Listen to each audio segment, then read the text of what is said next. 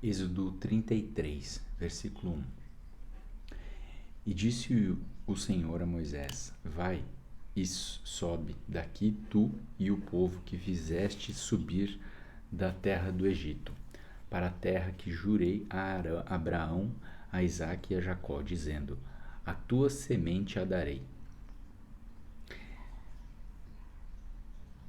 E enviarei um anjo adiante de ti, e expulsarei os cananeus, os amorreus, os heteus, os ferezeus, os heveus e os jebuseus, para uma terra que mana leite e mel, porque eu não subirei no meio de ti, porque és um povo obstinado, para que eu não te consuma no caminho. E quando o povo ouviu essa má notícia, entristeceu-se, e nenhum homem pôs sobre si os seus ornamentos.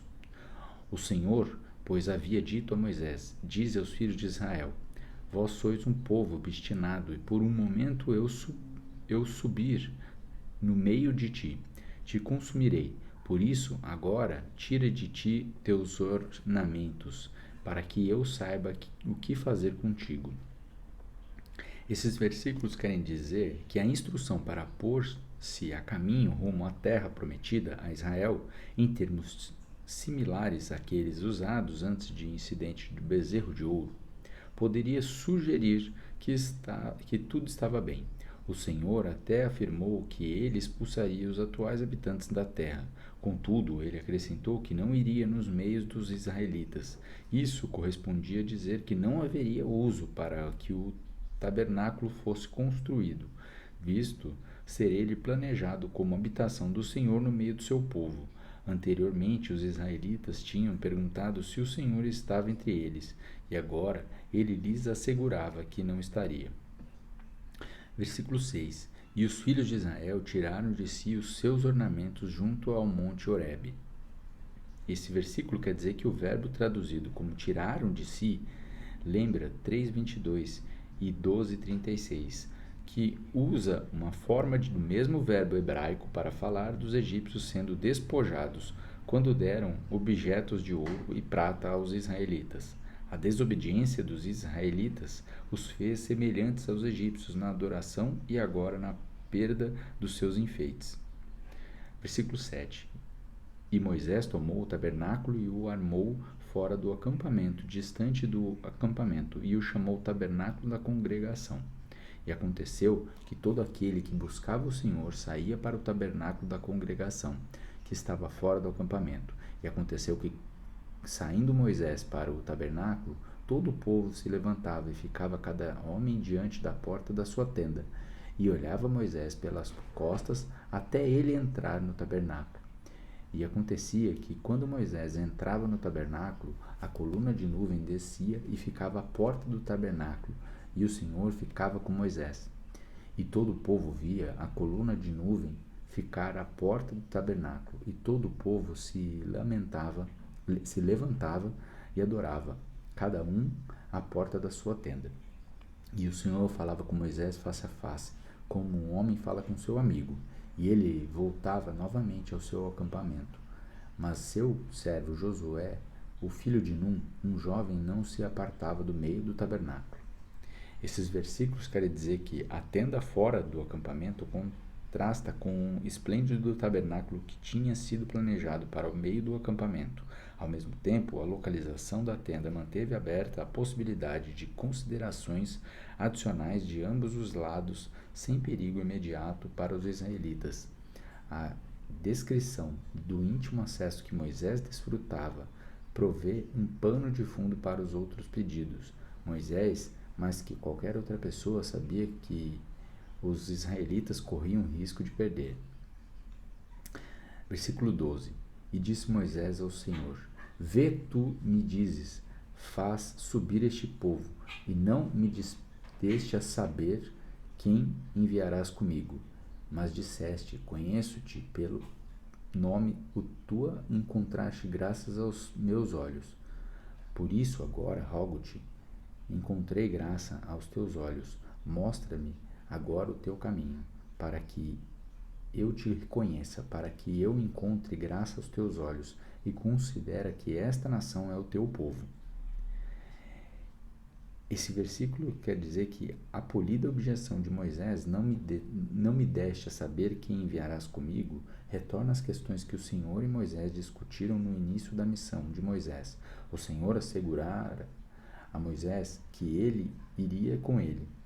Agora, em vez de pedir ao Senhor que enviasse quem lhe desejasse, desde que fosse outra pessoa, Moisés insistiu que o Senhor deveria ir com ele e com os israelitas como seu povo. E por todo o conflito com o faraó, os eventos no deserto e a explicação do tabernáculo, o Senhor falou de atos que tinham como objetivo fazê-lo conhecido pela revelação de quem ele é. E além disso, o desejo de Moisés de conhecer o Senhor contrasta com a vanglória do faraó por não conhecer o Senhor e não ter ouvido a seu respeito.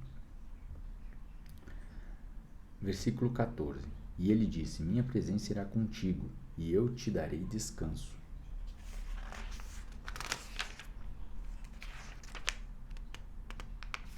Esse versículo quer dizer que a expressão te darei descanso pode ser uma abreviação para descanso dos seus inimigos. Ela provavelmente se refere à segurança para os israelitas em sua nova terra. Essa declaração continua a apresentação do Senhor como aquele que se deu a seu povo descanso, tanto do perigo quanto do labor, por sua presença e provisão. Versículo 15. E ele lhes disse: e a sua presença não for comigo, não nos faça subir daqui. E como, pois, se poderá saber que achamos graças aos teus olhos e o teu povo, não é em andares tu conosco, assim seremos separados, eu e teu povo, de todos os povos que estão sobre a face da terra. Esses versículos quer dizer que Moisés sabia que, por si só, a entrada dos israelitas na terra e a posse de Canaã não os distinguiria das outras nações. Todas as nações tinham terra, mas não tinham a relação pactual com o Senhor, relação que ele iniciara com os israelitas. Somente se Yehova os acompanhasse, teria os israelitas uma identidade distinta com seu povo especial. A palavra para separados ou fazer uma distinção é a palavra relativamente rara que o Senhor tinha usado anteriormente ao falar sobre a identidade de seu povo. Versículo 17. E disse o Senhor a Moisés: farei também isto aos que disseste, pois encontraste graça aos meus olhos, e eu te conheço pelo nome. E ele disse: suplico-te, mostra-me a tua glória. E ele disse: farei toda a minha bondade passar diante de ti, e proclamarei o nome do Senhor diante de ti. E terei misericórdia de quem eu tiver misericórdia, e me compadecerei de quem eu me puder compadecer. Esses versículos querem dizer que o acordo farei isto que dissestes era uma manifestação de graça do Senhor, ou seja, de sua graça já concedida a Moisés, que estava intercedendo pelos israelitas com base nela e não na base dos méritos deles. Com essas palavras a respeito da sua graça e compaixão, Yehova ligou a contínua existência de Israel e de qualquer pessoa dentro da nação à capacidade e ao direito de Deus de mostrar favor àqueles que mereciam um desfavor. O próprio Moisés tinha provocado a ira do Senhor e esteve em perigo de morte, embora não pela mesma razão. No entanto, Moisés também fora contemplado com o favor do Senhor. As palavras do Senhor, com o favor do Senhor, sobre graça e compaixão, teriam sido encorajados em vista de suas palavras anteriores. No dia da minha visitação, sobre eles visitarei o seu pecado. Versículo 20. E disse: não podes ver a minha face, porque nenhum homem me verá e viverá. E disse o Senhor: vê, há um lugar junto a mim, e tu ficarás sobre a rocha. E acontecerá, quando a minha glória passar, que eu te porei em uma fenda de rocha e te cobrirei com a minha mão enquanto eu passar. E tirarei a minha mão e tu me verás pelas minhas costas, mas a minha face não será vista. Esses versículos finais querem dizer que a Escritura fala muitas vezes do perigo potencial de um encontro com Deus. Se uma pessoa sobrevivesse ao contato, seria uma razão da restrição do Senhor, frequentemente na forma de uma provisão específica. A descrição da provisão do Senhor para Moisés apresenta Moisés como tão pequeno e o Senhor como tão grande para proteger. Moisés seria como a ação de um homem que podia cobrir uma pequena fenda com sua mão enquanto ela passava das palavras hebraicas para a mão. E a usada aqui se refere à palma da mão. O contraste entre ver a face de Deus e as suas costas é uma figura de revelação plena e parcial. Face é usada como um modo de se referir à própria pessoa. Eu mesmo em pessoa. Tua face, uma vez que a face mostrava as atitudes de uma pessoa.